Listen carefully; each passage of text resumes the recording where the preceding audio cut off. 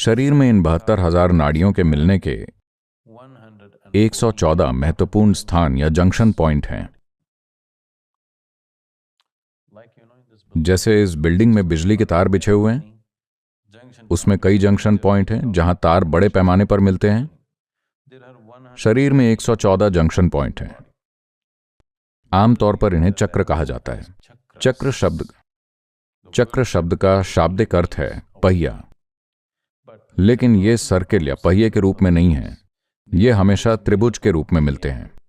नाड़ियां हमेशा त्रिभुज के रूप में मिलती हैं और पूरी योग प्रणाली इस बात पर निर्भर करती है कि आप उनके साथ क्या करते हैं। तो इन 114 में से 7 को प्रमुख जंक्शन पॉइंट माना जाता है। तो ये 7 चक्र हैं जिनके बारे में आमतौर पर हर कोई बात करता है। ये आपके शरीर के कुछ खास हिस्सों में स्थित हैं। ये हैं मूलाधार, स्वाधिष्ठान, मणिपूरक, अनाहत, विशुद्धि, आज्ञा और सहस्रार। मूलाधार का अर्थ है नींव। ये केंद्र भौतिक रूप से शरीर में आपके गुदा द्वार और आपके जननांग के बीच स्थित है। चिकित्सा विज्ञान में इसे पेरिनियम कहा जाता है। अगर आपकी ऊर्जाएं आपके मूलाधार में प्रबल हैं, तो भोजन और नींद आपके जीवन के 2 प्रमुख लक्षण होंगे। ये आपके जीवन में सबसे महत्वपूर्ण पहलू होंगे, भोजन और नींद। अगर आपकी ऊर्जाएं आपके स्वाधिष्ठान में प्रबल हैं, जो आपके जननांग के ठीक ऊपर स्थित है, तो यहां आप सुख खोजने वाले इंसान होंगे। सुख का मतलब जरूरी नहीं कि सेक्स और उस तरह की चीजें। आप एक ऐसे व्यक्ति हैं जो दुनिया का मजा लेना चाहते हैं, वो आप में प्रबल है।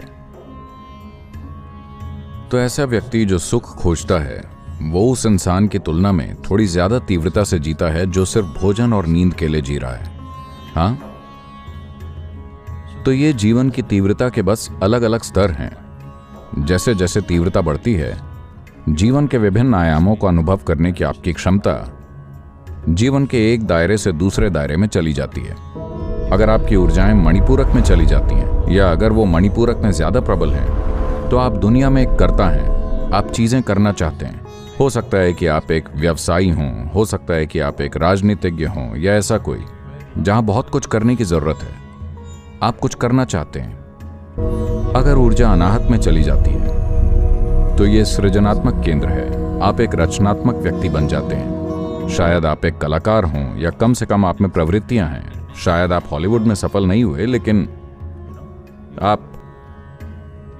आप सिर्फ खाने पीने या बाहर मौज मस्ती करने से ज्यादा कुछ सृजन करना चाहते हैं। आप कुछ करना चाहते हैं। आपके अंदर रचनात्मकता है। एक व्यक्ति, मान लीजिए कोई कलाकार, आमतौर पर उनका जीवन दूसरे लोगों को थोड़ा पागलपन लग सकता है, लेकिन एक बिजनेसमैन की तुलना में वो जीवन को थोड़ा ज्यादा तीव्रता से अनुभव करते हैं। हाँ, ये तीव्रता का एक अलग स्तर है। अनाहत शब्द का अर्थ है बिना आघात का। ये आघात रहित ध्वनि है। ये नीचे और ऊपर के बीच का मिलन है।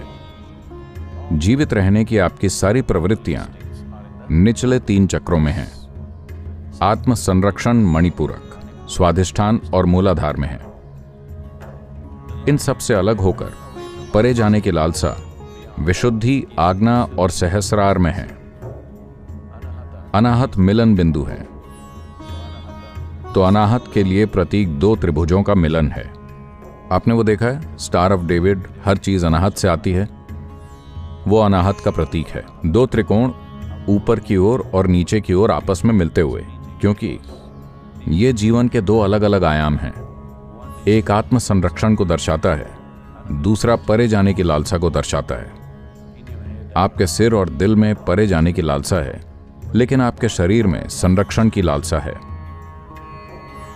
तो अगर ऊर्जाएं विशुद्धि में चली जाती हैं, यह शक्ति का केंद्र है। आप जबरदस्त शक्तिशाली, बहुत शक्तिशाली व्यक्ति बन सकते हैं।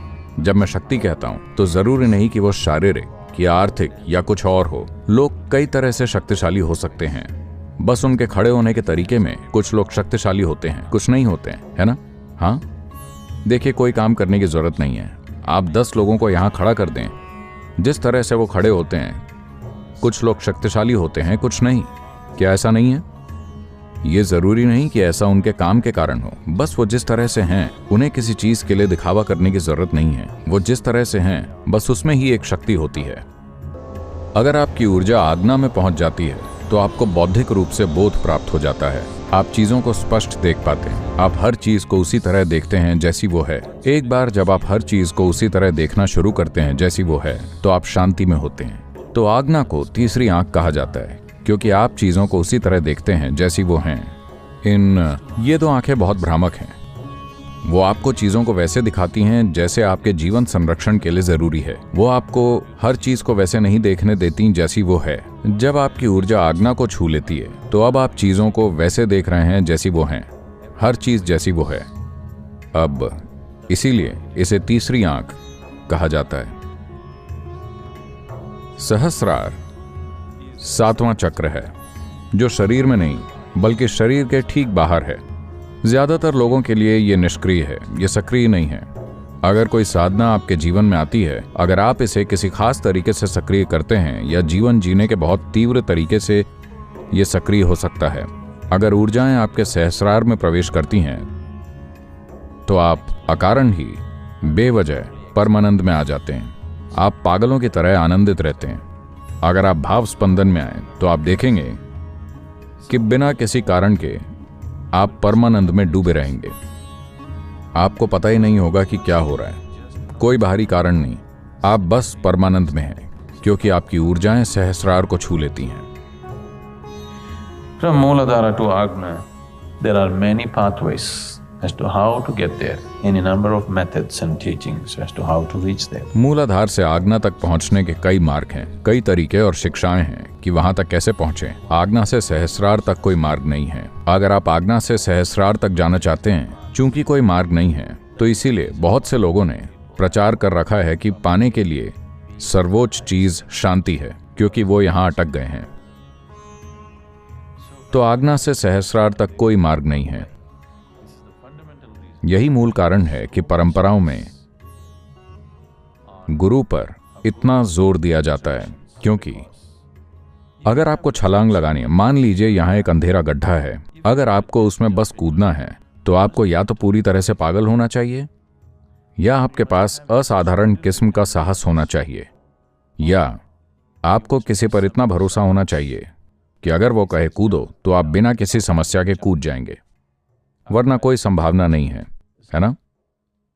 चूंकि कई लोगों के लिए वो संभावना नहीं है, यही कारण है कि उन्होंने निष्कर्ष निकाल रखा है कि शांति परम लक्ष्य है, क्योंकि वो इसमें अटक गए हैं, ऊपर नहीं जा सके। इसे एक आंख के रूप में देखना सिर्फ इसलिए है क्योंकि कुछ पद्धतियों, अभ्यास की कुछ पद्धतियों ने इसकी पूरी एक छवि बना डाली है। ये छवियां सिर्फ कागज पर नहीं बनाई गई थीं, उन्होंने इसके रूप स्थापित किए।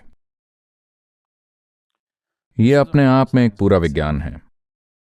भारत में इसे प्राण प्रतिष्ठा का विज्ञान कहा जाता है। योग परंपराओं में प्राण प्रतिष्ठा के इस विज्ञान को ऐसी ऊंचाइयों तक ले जाया जा सकता है कि आप जो भी रूप चाहें उसे प्राण प्रतिष्ठित कर सकते हैं और वास्तविकता बना सकते हैं। अभी मान लीजिए कि मैं एक भयंकर ड्रैगन स्थापित करना चाहता हूं ऊर्जा के लिहाज से। अब मैं ड्रैगन के लिए एक मंदिर स्थापित करूंगा, और अगर आप वहां जाएंगे तो आपको ड्रैगन का गहरा अनुभव होगा, क्योंकि ड्रैगन का ऊर्जा रूप जीवित जैसा है, एक असली चीज की तरह। क्योंकि प्राण प्रतिष्ठा का ये विज्ञान ऐसा है कि आप जिस भी रूप में चाहें उसे प्रतिष्ठित कर सकते हैं और ऊर्जा को वो रूप धारण करा सकते हैं। तो अलग अलग उद्देश्यों के लिए देवी देवताओं का सृजन किया गया था। उन्हें जिस भी तरह का रूप चाहिए था, उन्होंने उसे बनाया। तो इस तरह लोगों ने साधना के लिए अलग अलग तरह की कई छवियां बनाई ताकि लोग उसका इस्तेमाल कर सकें। ऐसा नहीं है कि आपके पास भी उसी तरह की एक है, लेकिन इसे कई परंपराओं में स्थापित किया गया है। तीसरी आंख को एक ऊर्जा रूप में विस्तृत रूप से स्थापित किया गया है।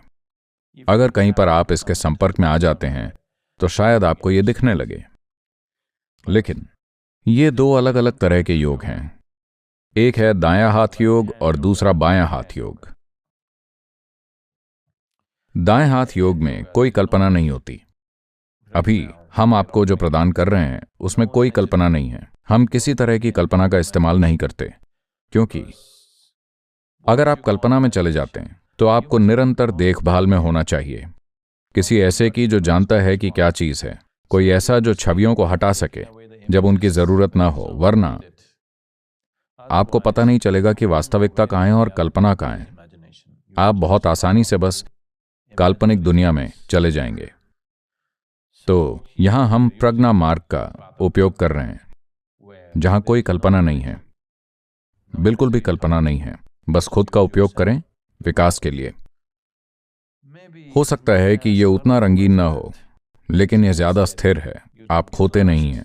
अगर आप एक कदम आगे बढ़ते हैं तो आपको पता रहता है, अगर एक कदम पीछे हटते हैं तो आपको पता रहता है। वहां आपको पता नहीं चलेगा, लेकिन ये बहुत रंगीन और उल्लासमय तरीके हैं।